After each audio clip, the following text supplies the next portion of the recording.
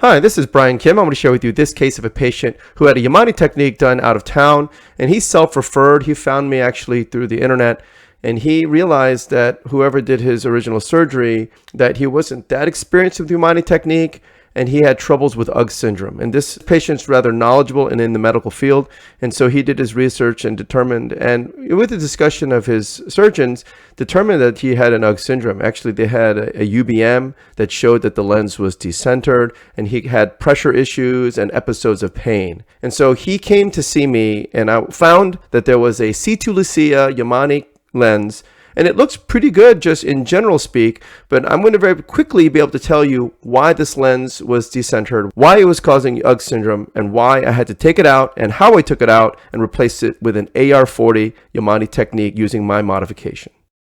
As you can see here, this is a patient. I placed the Lieberman speculum, but I wanted better access to the superior and inferior conjunctiva, especially superiorly. So this is the asymmetric speculum I have here. You see much better exposure now of the superior and inferior sclera. But take a look here. This is the nasal haptic.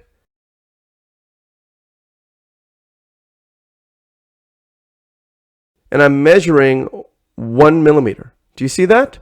So I use a caliper and I look at that haptic, and it's 1 millimeter from the limbus. And any of you who've been watching my videos, you know that I go 2.5 millimeters posterior to the limbus. Why? Because you don't want to be too close to the iris and ciliary body, and that can cause UGG syndrome. So it's clear as day why this patient has UGG syndrome, and it's because the haptics are too close to the limbus. So I'm using the 25 gauge needle, and I'm just cutting through the conjunctiva that overlies this haptic. And using this technique, I'm going to basically pierce the conjunctiva and try to pull the haptic up. And this is the C2 Lucia lens. I have all the patient's medical records. I have the biometry. I have the lens power. And so as you all know, the C2 Lucia has been shown to have issues with the haptic spinning within the optic. This patient does not have this syndrome. He didn't have a rotisserie syndrome, but it was poorly positioned. And you can see how easily I'm able to pop up this haptic up. And why is that? Because the patient has a huge flange. And one of the things I've noticed with people who are inexperienced with Yamane, they tend to make huge flanges. And why is that? Because they're nervous and they don't trust the fact that the flange will hold, so they make a huge flange, which is, again, understandable, but it is a sign of the experience of that Yamane surgeon. And so now that I've popped the haptics up, I'm not ready to cut it yet. I make my marks for the Yamane technique. I ink the tip of a 27 gauge cannula, and I ink on the right side and then the left side 180 degrees apart.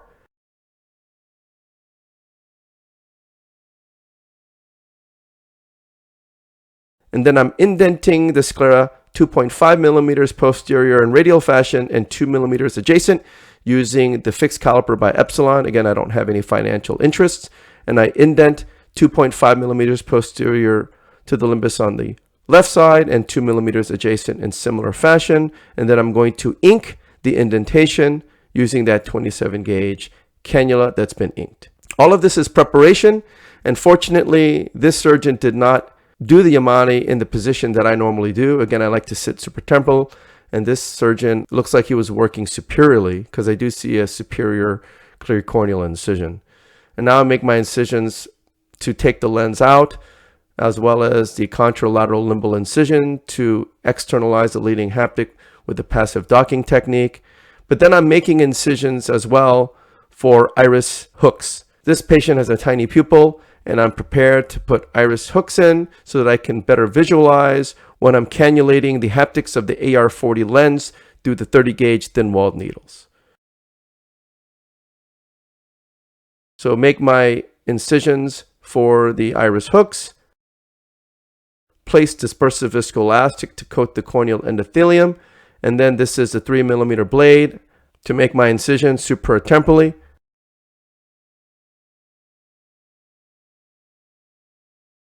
And then I'm going to grasp the haptic, cut the tip on the left side, and I don't remove and cut the flange on the right side yet because I want to secure this haptic first into the angle. So I grasp it, I internalize the haptic,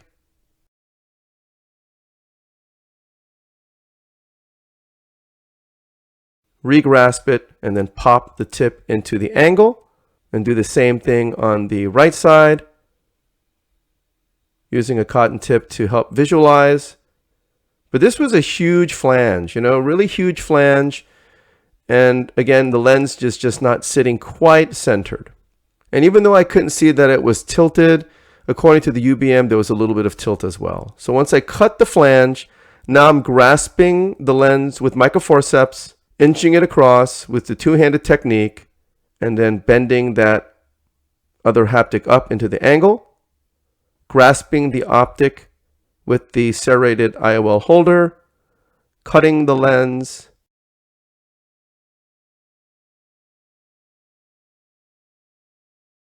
switching hands, and using the IOL holder through the main incision now to grasp the optic, grasping the right side cut piece,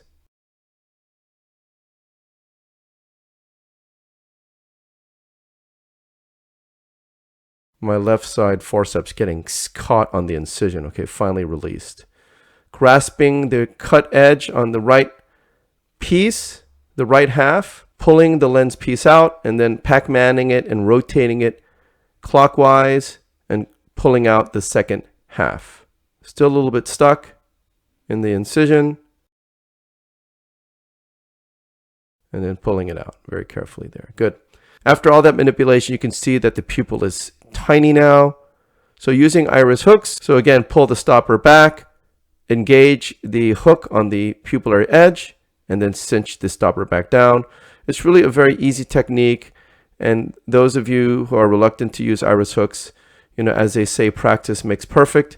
And as you do more iris hook techniques and cases, you get really, really good at it. And in these situations, you don't want to put a Malyugin ring. That's another piece of hard wire.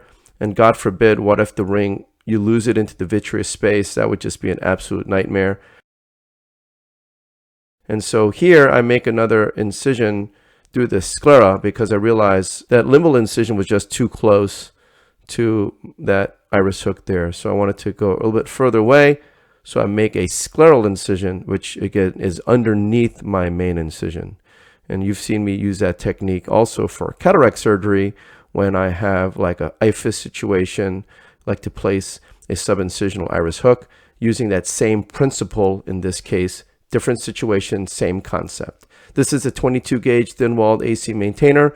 In retrospect, it's pretty close to my marks on the right side, and it's going to get in the way.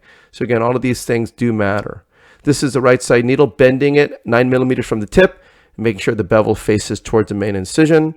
And this is the left side needle. You can see the BSS on the tip, and that's because this is mounted on a syringe full of BSS. Bending at the hub, making sure the bevel is going to face away from me towards the contralateral limbal incision. That's the left side haptic.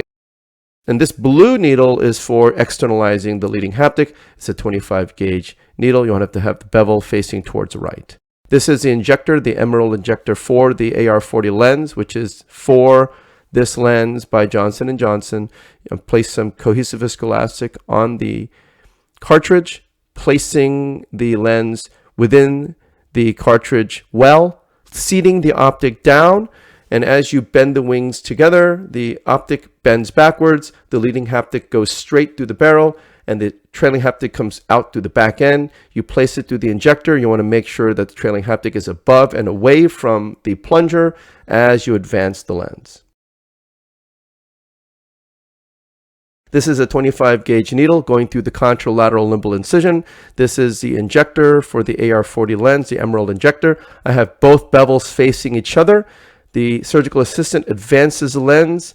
I'm able to position the leading haptic, dock the haptic on the bevel needle. She advances the lens some more, and as she advances the lens, I pull the 25 gauge needle out of the eye, and the haptic comes out.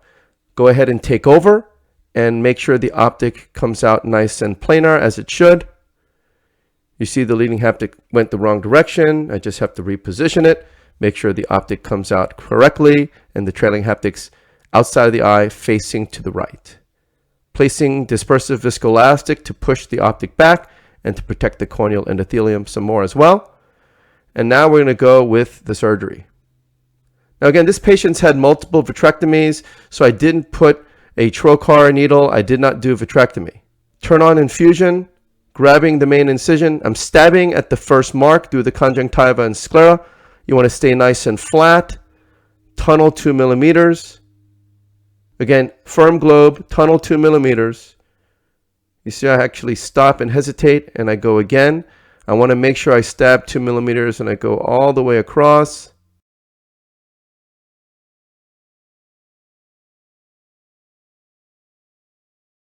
And then I dive down. Very intentional. You want to make sure you stab not only the conjunctiva and also the sclera. And then stay nice and flat, stab through the scleral tissue, and then dive down 2 millimeters. And by doing it this way, I should have a nice flat approach of the haptic. Sliding the haptic sideways. You saw that? I slid it sideways, so I'm not crimping the haptic. And then I'm just adjusting the bevel so that it faces the haptic. Dock the haptic on the bevel of the needle. Again, because the pupil is so small still, you saw how I retracted the pupil. I didn't do this huge diamond-shaped retraction. I only retracted where the action is going to be. And so instead of being a diamond shape, it's more kind of like this long rectangular retraction with the iris hooks. Internalize the leading haptic. And again, when you internalize the haptic into the 30 gauge thin-walled needle, you just 2 small pushes and then you're ready.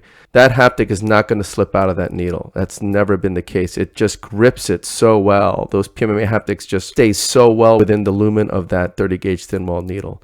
Holding the eye contra-incisionally, stabbing at the conjunctiva and sclera at the first mark, tunneling 2 millimeters and then diving down towards the nerve. You see I was very intentional, diving down towards the nerve instead of diving towards the limbus.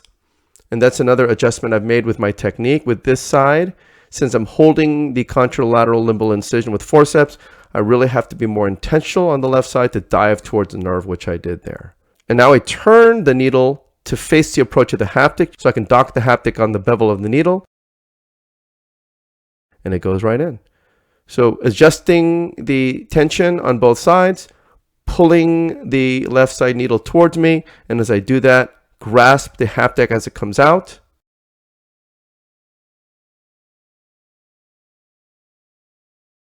Drying the surface of the eye, making sure that infusion is off at this point. Cauterizing the tip.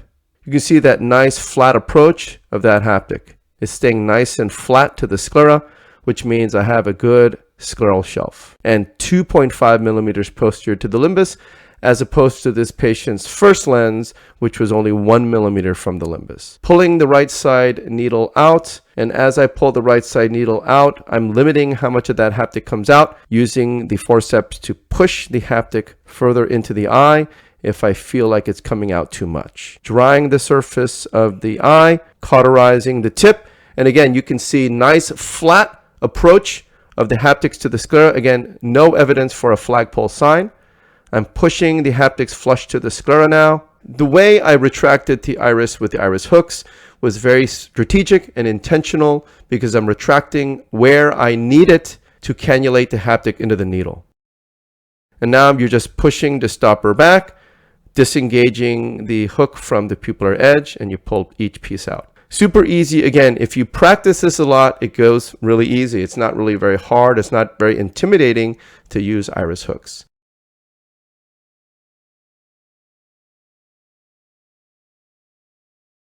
This is a tenonalan suture to close my main incision.